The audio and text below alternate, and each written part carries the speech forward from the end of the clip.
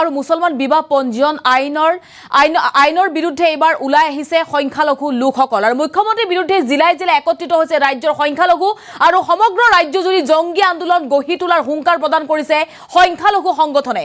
আমি লৈ আহিছো বিশেষ খবৰ। মুখ্যমন্ত্ৰীৰ বিৰুদ্ধে কেতবোৰ মন্তব্য কৰিছে মুখ্যমন্ত্ৰীক ধমক সংখ্যালঘু সংগঠনৰ আৰু জিলাই জিলাই একত্ৰিত হৈছে সংখ্যালঘু লোকসকল।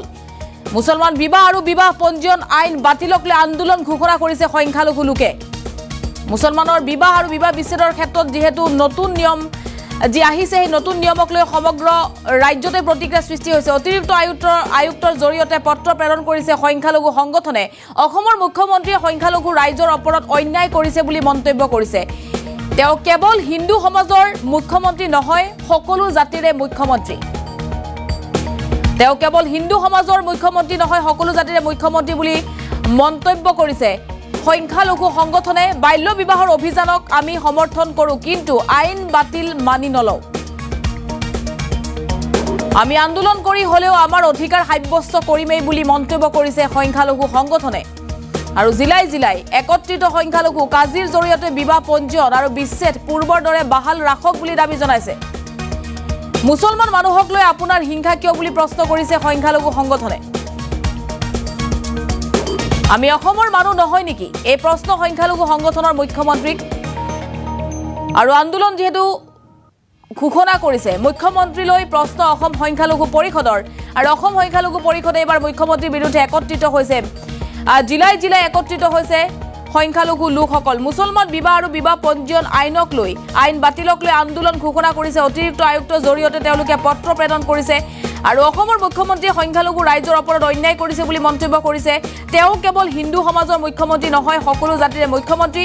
মুছলমানৰ গণতান্ত্ৰিক অধিকাৰ কাঢ়ি ল'বলৈ চেষ্টা নকৰিব বুলি মন্তব্য কৰিছে। বাল্য বিবাহৰ অভিযানক আমি সমৰ্থন কৰোঁ, কিন্তু আইন বাতিল মানি নলওঁ। আমি আন্দোলন কৰি হলেও আমাৰ অধিকাৰ সাব্যস্ত কৰিম। কাজিৰ জৰিয়তে বিবাহ পঞ্জীয়ন আৰু বিচ্ছেদ পূৰ্বৰ দৰে বাহাল ৰাখক। মুছলমান মানুহক লৈ আপোনাৰ ইমান কিয় হিংসা বুলি প্ৰশ্ন মুখ্যমন্ত্ৰীক। আৰু কি কৈছিল আমাৰ হাতত আহি পৰিছে মন্তব্য।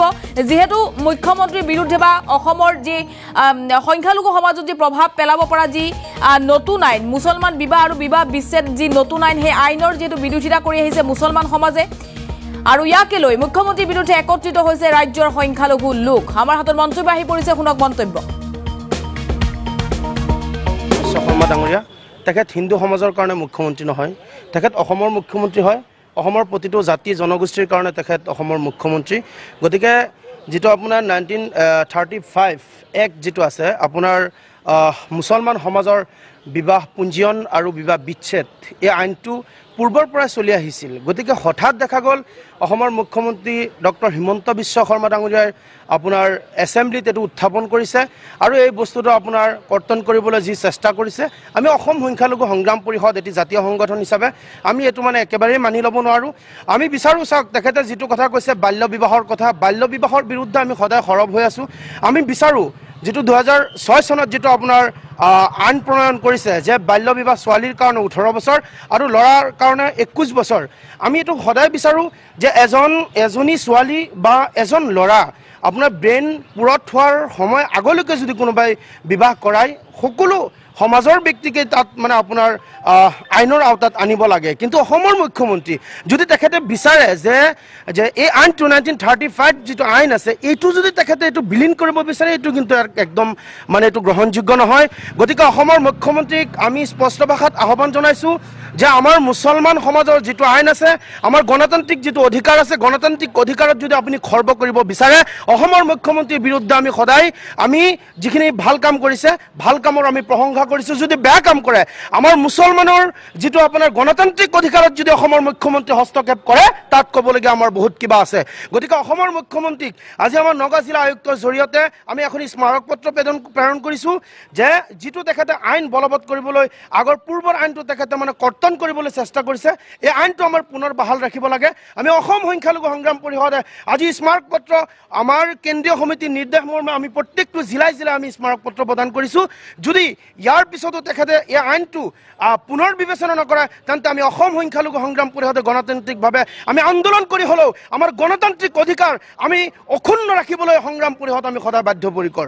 গতিকে অসমৰ মুখ্যমন্ত্ৰী ডক্টৰ হিমন্ত বিশ্ব শৰ্মা ডাঙৰীয়াক আমি আকৌ আহ্বান জনাইছোঁ, আপুনি কেৱল অসমৰ অসমৰ হিন্দু সমাজৰে হওক বা বেলেগ সমাজৰ কাৰণে আপুনি মুখ্যমন্ত্ৰী নহয় অসমত বসবাস কৰা প্ৰত্যেকটো জাতি জনগোষ্ঠীৰ কাৰণে অসমৰ মুখ্যমন্ত্ৰী যদি আপুনি আমাৰ মুছলমান সমাজক যদি তেহা নজৰে আপুনি চাই তেনেহ'লে অসমৰ অসমৰ মুখ্যমন্ত্ৰীৰ গাদীখন আপোনাৰ চিৰস্থায়ী নহয় এদিন হ'লেও এই গদিখন যাব গতিকে আপুনি আমাৰ যিটো 1935 এক্ট এইটো পুনৰ বাহাল ৰাখক আৰু কাজিৰ জৰিয়তে যিটো আমাৰ মুছলমান সমাজৰ বিবাহ পুঞ্জীয়ন আৰু বিবাহ বিচ্ছেদ আইনটো যেনেধৰণে চলি আছে এইটো বাহাল ৰাখক কাৰণ ইয়াৰ মাজতো যিটো বিবাহ বিচ্ছেদ আৰু বিবাহ পুঞ্জীয়ন যিখিনি কাম কাজিৰ জৰিয়তে চলি আছে অন্ততঃ ইয়াত কিছুমান মানুহতো আপোনাৰ সংস্থাপন হৈ তেওঁলোকে কাম কৰিব পাৰি আছে এইখিনি মানে আপোনাৰ কিয় হিংসা আমি মুছলমান সমাজ কিবা অসমৰ নহয় নেকি আমি অবিভক্ত ভাৰতৰ মানুহ আৰু আমাৰ এই মানুহখিনিক আপোনালোকে যদি বেয়া নজৰে চাই তেনেহ'লে আমাৰো আঘাত লাগে আমি জীৱনে মৰণে আমি অসমীয়া আৰু আমি অসমীয়া সমাজৰ লগত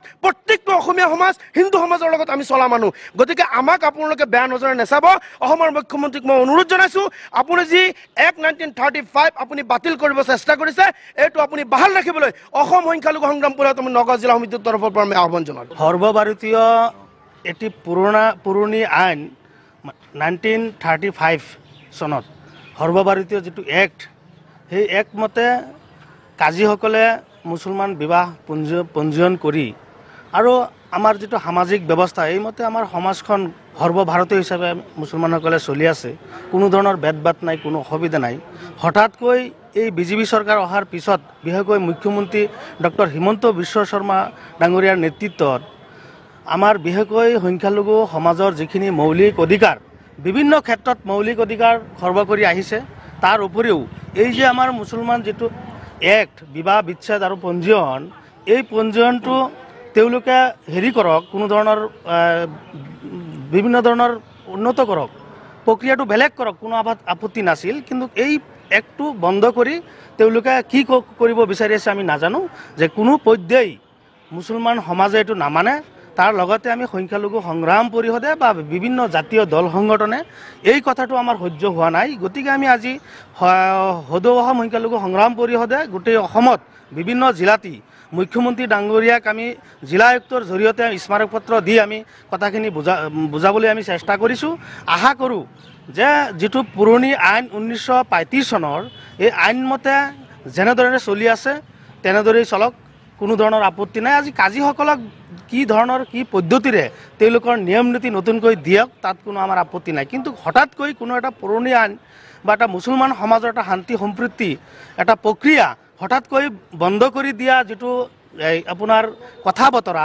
এই কথাটো সমাজে মানি ল'ব পৰা নাই গতিকে অসমৰ মাননীয় মুখ্যমন্ত্ৰী ডাঙৰীয়া আপুনি অসমত আমাক জীয়াই থাকিব দিয়ক অন্ততঃ বিশেষকৈ সংখ্যালঘু সমাজত যি ধৰণৰ আমাৰ মৌলিক অধিকাৰ বিভিন্ন ক্ষেত্ৰত আপুনি বঞ্চিত কৰিব ওলাইছে এই ক্ষেত্ৰত আমি মুখ্যমন্ত্ৰী ডাঙৰীয়াক পুনৰ বিবেচনা কৰিবলৈ আহ্বান জনাইছোঁ আৰু যদি এই আইনটো লৈ মুখ্যমন্ত্ৰী ডাঙৰীয়াই কেৱল প্ৰায় 30টাৰ ওপৰত ৰাজ্য আছে কোনো ৰাজ্যত কোনো ধৰণৰ অসুবিধা নাই কেৱল আমাৰ অসমতেই এই আইনটো লৈ বিভিন্ন ধৰণৰ প্ৰতিক্ৰিয়া তাৰ মানে আমাৰ অসমত চাগে আমাৰ সংখ্যালঘু সমাজ বা মুছলমানৰ কোনো ধৰণৰ নিৰাপত্তা নাই নেকি আমি কিয় অন্যায় কৰিছোঁ যে আজি বিভিন্ন অন্যায় অত্যাচাৰ বিভিন্ন ধৰণৰ মৌলিক অধিকাৰ খৰ্ব কৰাৰ পিছত এতিয়া আমাৰ বিবাহ বিচ্ছেদ বা পঞ্জীয়ন ইয়াত লৈ লাগিছে আমি দেখিছোঁ অসমৰ মাননীয় মুখ্যমন্ত্ৰী ডাঙৰীয়াই কোনোবা মানুহে বিয়া পাতিব কোনোবা মানুহে ঘৰত কি খাব কি পিন্ধিব যিটো তেওঁলোকৰ মৌলিক অধিকাৰ এই মৌলিক অধিকাৰত তেওঁলোকে তেখেতে হাত দিছে